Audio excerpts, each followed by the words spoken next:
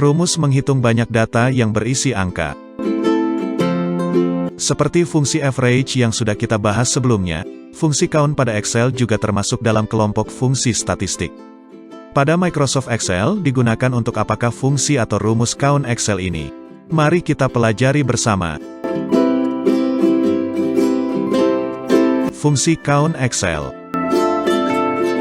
Fungsi count adalah fungsi yang disediakan oleh Microsoft Excel untuk menghitung jumlah data atau sel yang berisi angka dari daftar argumen.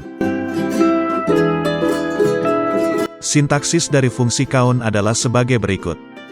Sama dengan count, kurung buka, value 1, titik koma, value 2, titik koma, dan seterusnya jika ada, dan kurung tutup.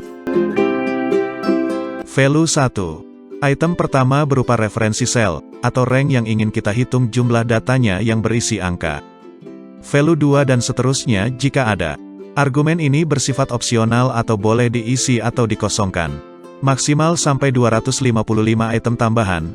Referensi sel atau rank lain yang ingin kita hitung sel yang berisi angkanya.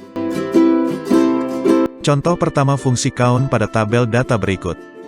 Pada sel C4, sama dengan count, kurung buka, rank A3 sampai A8, dan kurung tutup. Hasilnya adalah 4. Artinya, fungsi count digunakan untuk menghitung sel yang berisi angka pada rank A3 sampai A8, dan hasilnya adalah 4. Pada rank tersebut, sel yang berisi teks tidak ikut dihitung, sebab fungsi count pada Excel hanya menghitung data numerik saja. Contoh kedua fungsi count pada tabel data berikut. Jika menggunakan fungsi count untuk menghitung banyak sel yang berisi angka, sel yang bernilai numerik baik dalam format desimal, akunting, tanggal atau waktu dan lain-lain akan terhitung. Pada sel C8, sama dengan count, kurung buka, rank A3 sampai A8, dan kurung tutup. Hasilnya adalah 6. Jika argumen berupa array atau referensi sel, maka rumus count hanya akan menghitung angka dalam array atau referensi. Sel kosong, nilai logika, teks, atau nilai kesalahan dalam array atau referensi tidak dihitung.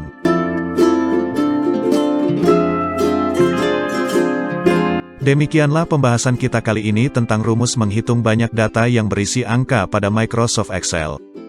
Apabila pada tutorial kali ini ada yang belum dipahami, atau mungkin terdapat kesalahan dalam memberikan tutorial, jangan sungkan-sungkan untuk menyampaikannya pada kolom komentar yang tersedia. Terima kasih sudah mengikuti channel Tutor XY, semoga dapat menambah informasi yang bermanfaat. Sampai jumpa pada tutorial lainnya.